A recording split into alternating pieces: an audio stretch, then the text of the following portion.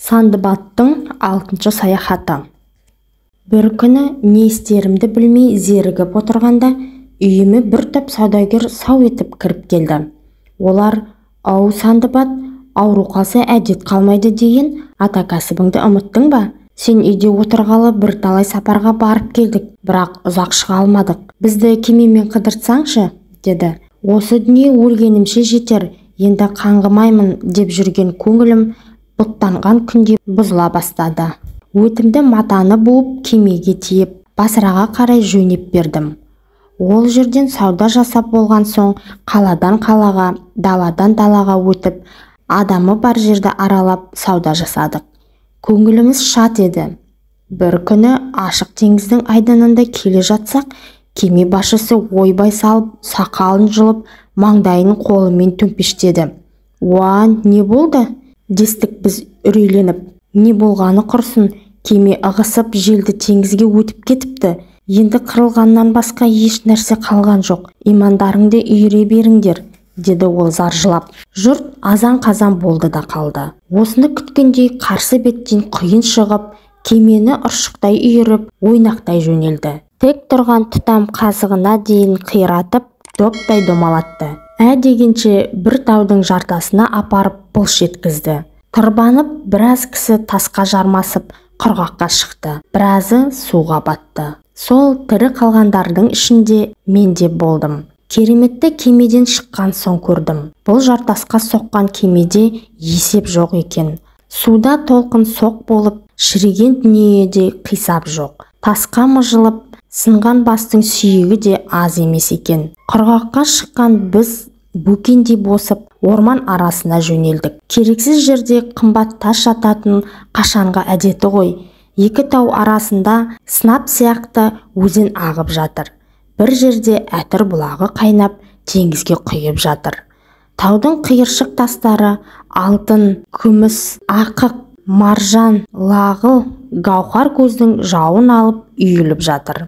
Дүниеге құныққан адамды қойыңыз. Өлім күтіп жүріп, осы тастарға қызықтық.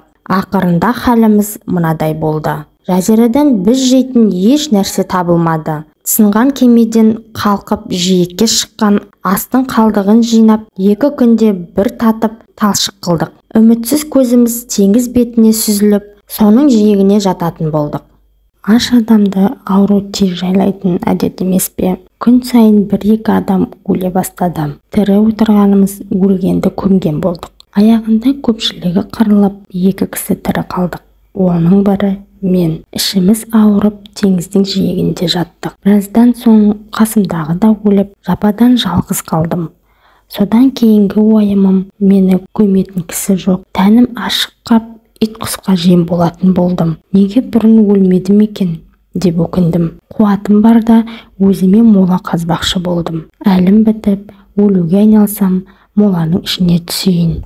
Желмен ұшқан тозаң бетімді жасырар деп ойладым. Шұқылап шұқып, үңгір жасап, қысылып тер шықты. Қазып бітпеген шұңқырдың ішінде бойым дел сал күйімде ұйықтап қалдым. Оянсам, бойым сергіп, ішім тәуір болып қалыпты. Шамасы шыққан термен іштегі ыстық ағып кетсе керекті. Бірер күн әлімді жиып, алдымдағы ағып жатқан өзенге қарап отырып, мынадай ой келді. Осы судың аяғы әйтеуір бір жерге барар. Елді жердің ортасымен өтуі мүмкін. Мен бұл қалпында жаяу ешқайда бара алмаймын. Ағаштың бұтағынан сал буып аға берейін. Өлсем өлімтігім салдың үстінде кетсін, дедім. Сөйтіп сал бууға кірістім. Ағаштың қу бұтағы табылды. Буатын арқанды қираған кемелерден іздедім. Сол жерден тақтайлар да табылды. Біртіндеп жинап салды буудым. Суға домалап түсіп, үстіне мініп алып, өзенмен ақтымдай кеттім. Айхо, бұл дүниенің тәттілігін қойсайшы. Инеліктей ілмейіп өлейін деп жүріп, асыл тастың біразын салдың үстіне үйдім. Ойыма ақындардың мынадай бәйіті түсті. Қазына сапар азап, сапар қызық. Түседі олжа қолға жапан кезіп. Жердегі өмірлі жан жатсын қалай. Күн тыным алмаған соң көкті жүзіп. Өзенмен аққан сал ен даланы кезіп, бір таудың үңгіріне кірді. Қараңғы қуыстан көп уақыт ақты. Салдың ағашы тасқа соғылып, басымды жарға ұрдым. Өлген жерім осы екен деп етпененен жатып салды құштым. Сөйтіп жатып есім ауытқып ұйықтап кетіппін. Оянсам ашық далаға келіппін. Салым судың жиегіндегі үлкен ағашқа байлаулы тұр. Айналамда үнді зәңгілердің үні шығады. Мұның бәрі түсім екен деп ойладым. Олардың сұрақтарына жауап бермедім. Олардың ішінде біреуі араб тілінде сәлем берді. Сөйлесе кеттік. Түсінгенім, салымды ұстаған үндінің егіншілері екен. Олар менің қайдан келе жатқанымды сұрады. Ең алдымен нәр болардай ас бермесеңдер, сөйлеуге мұршам жоқ дедім. Олардың бірі қостарына жүгіріп барып, қарным тоятындай ас әкелді. Мен аздап жеп, есімді жинадым. Сосын жайлап отырып, бастан кешкен оқиғамды айттым. Үнділер ауыз ашылып тыңдады. Бір-біріне қарап, мұны алып патшаға барайық, көргендері тамаша екен деді. Сосын мені қайыққа отырғызды да өзен арқылы патшаның ордасына келдік. Патшаға көргенімнің бәрін айттым. Ол аман есен алдына келгеніме қайырлы болсын айтты. Мен салымдағы асыл тастарымнан тарту бердім. Ол әбден риза болып маған да сый берді. Онымен қоймай, ордасынан орын беріп, жиыннан қалдырмады. Бір күні үнді патшасы әңгіме үстінде арабтың атақты патшасы Харон Рашидтің жайын айтшы. Байлығы, сақылығы, әділдігі қандай? Соның атын шығарып жүрген қандай қасиет деді. Менде арабтың қаны қайнап кетсе керек, біраз бөсіп алдым. Ой, тақсыр-ай, оның қасиетін 40 тілді кісі болмаса, бір тілді кісі айтып тауыса алмайды. 60 алтын сарайы бар, оттай алтын, арыстандай алмас, түйедей гауһардың талайы бар. Жердің сұлуынан, жұмақтың үрінен жинаған 360 некелі қатыны, 2500 некесіз қатыны бар. Бағдат, Басрадағы бау-бақшаның бәрі осыныкі. Атақты шығаратын алыс-беріс қой түйіліп ағып, түйірліп беріп жатады. Сарайдағы сусын арық болып ағып, көл болып көлкіп жатады. Жатып ішеді, жамбастап жейді. Харон Рашидтің аты алысқа кетіп жатқаны содан дедім. Үнді патшасының аузынан суы ағып, қызыға тыңдады. Ондай халифпен достасып, алыс-беріс орнату керек. Сенен сый беріп жіберейін, менің сәлемімді жеткіз, деді. Құп, дедім мен. Үнді патшасы Бағдатқа сауда кемесін жіберуге бұйрық етті. Жүктің негізі болып, халифтің сыйлығы менің дүнием тиілді.